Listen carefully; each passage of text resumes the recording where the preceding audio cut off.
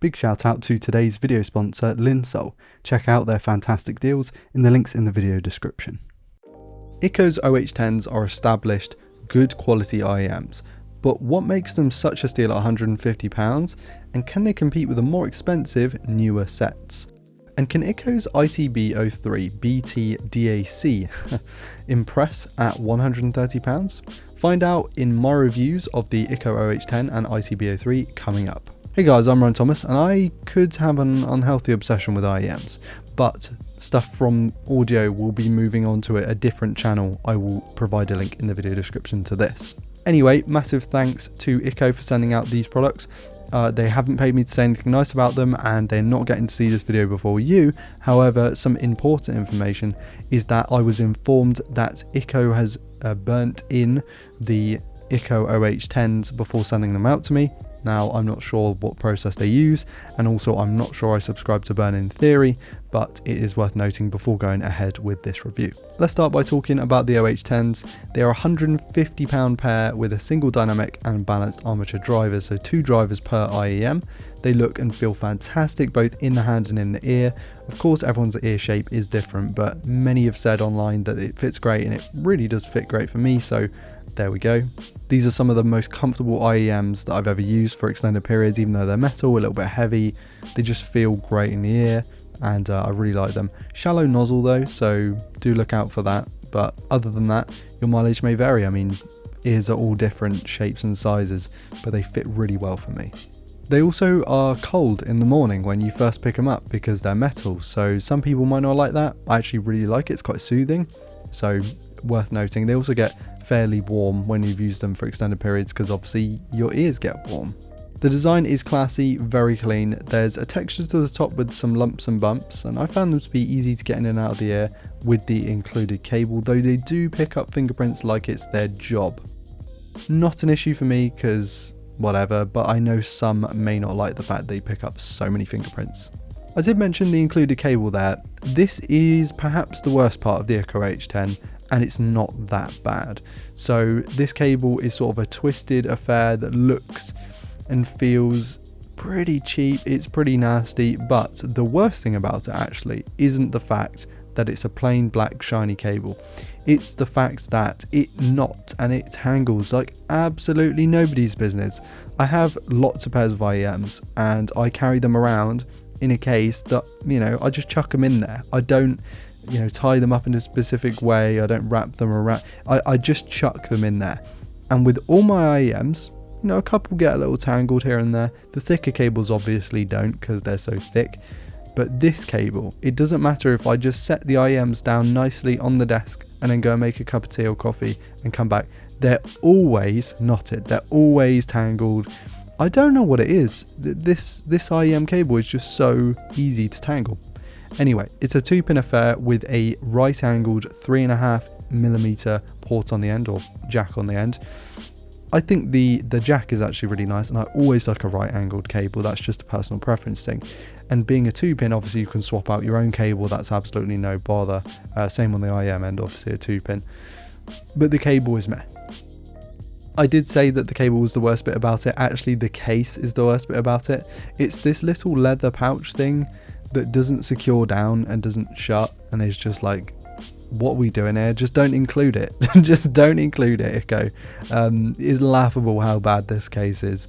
And I never used it. I mean, I tried it once, realised, wow, this is bad, just never used it again. So keep in mind you might have to buy a cable, and you definitely have to buy a case. But the IEMs themselves, make no mistake, are some of the best IEMs you can buy for sub $200. These have been tried, tested. They are some of the best IEMs, you know, used by many people. They've been out for a long time. They have a good sort of reputation behind them. They're just a really good quality set of IEMs, and I want to tell you about the sound. I've had the pleasure of checking out some of the nicest IEMs, the Timeless AE, the Wu Heyday, the Oracle Mark II.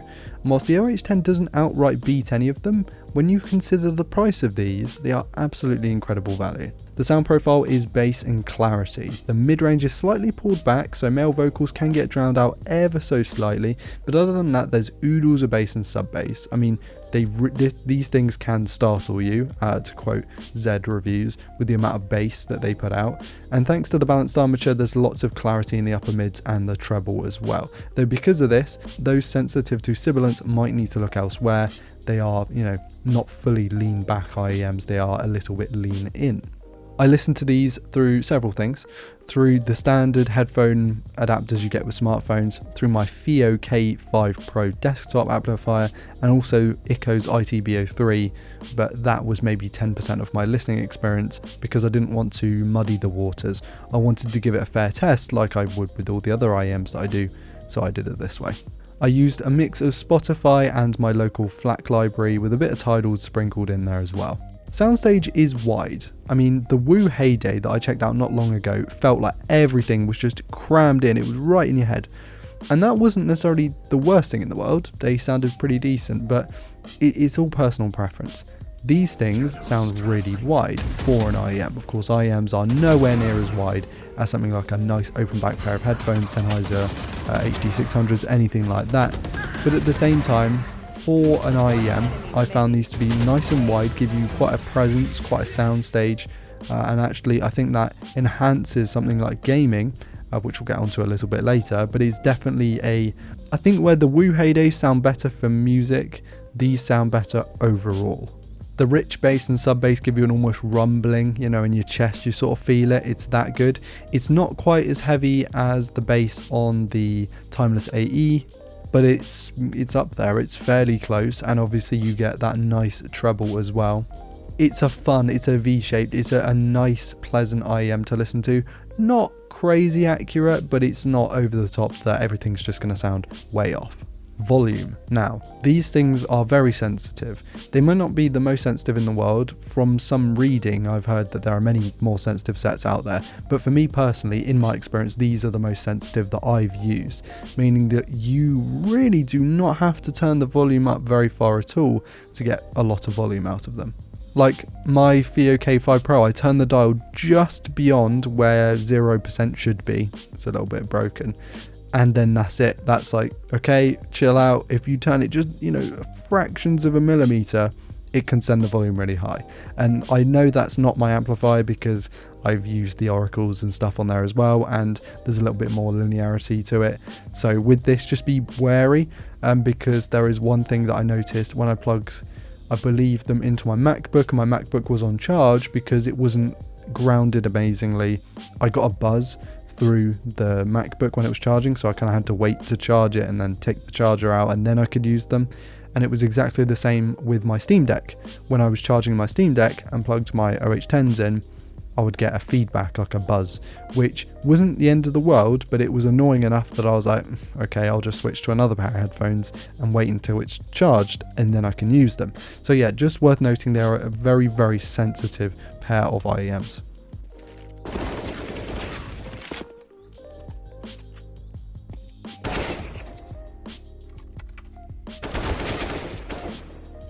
For gaming, they are fantastic. I've been using these to play CSGO, and those of you in the know, CS2 has been announced, and I think I'm going to have to close the channel because I want to play so much CS2 in the summer. I'm so excited for it, it's ridiculous. I've got like 5k hours in CSGO, I want to put another 5k in CS2. Anyway, enough of that. For gaming, really good.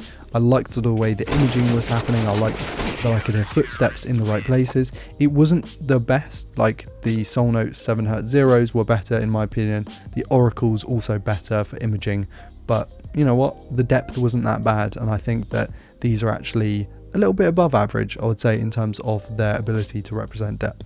But I want to move on quickly before we get to the conclusion to the ITB03. This is a Bluetooth /USB-C DAC, so it's not a player, you can't like play stuff off it.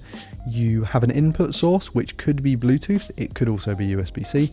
You get an output which is either 4.4 balanced, my first balanced thing that I own, or 3.5 inch single-ended.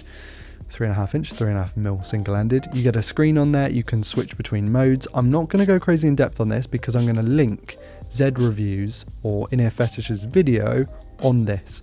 Basically, there is a particular set of settings that you need to use to make this sound good. If you don't use those settings, it doesn't sound very good.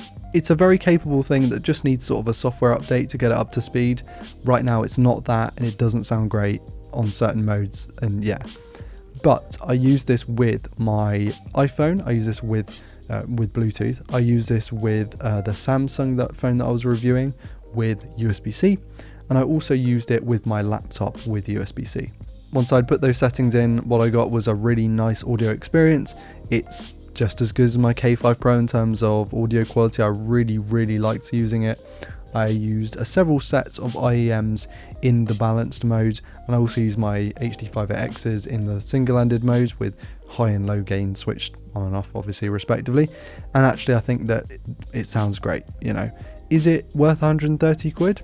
Maybe. I think if you're looking for a desktop amplifier that you can also take around with you, this is great. However, since half the features are not working fully, then, you know, maybe take that into account. And also the fact that with the desktop amplifiers that are dedicated desktop ones, they do tend to have more features, more ports, stuff like that. So the ITB03, decent, battery life decent, performance decent, not the best I've ever heard. It's not going to blow you away, but at the same time, great, and actually really useful if you want to convert your IEMs. You know, you want to sit the ITB03 in your pocket and have your phone somewhere else, because obviously then it creates, you know, you're not tethered to your phone, which is great. So conclusion time. ITB03, decent, would recommend, but just be wary of the features and watch that video in the description for sure. And with the Ikko OH10s, these are fantastic. You'll probably need to buy a cable, you will definitely need to buy a case, but outside of that, these sound fantastic, they look and feel fantastic, they're constantly on sale. Yeah, can't speak highly of them enough. And I want to thank Ikko for sending these out, so links to them will be in the description as well. I really appreciate them for sending these out because it's been a great experience. And I want to invite you all to like, comment, subscribe, stuff like that. You'll probably notice I'm more energetic in these videos. What's happening? Well, it's British summertime, or on the cusp of, and I'm up at like 8 AM instead of 2 AM, so I'm able to film in the evenings, which is great. Like, comment, subscribe, all that stuff. Thanks to my patrons for being continually supportive. I've been Ryan Thomas, and I'll catch you later. Cheers.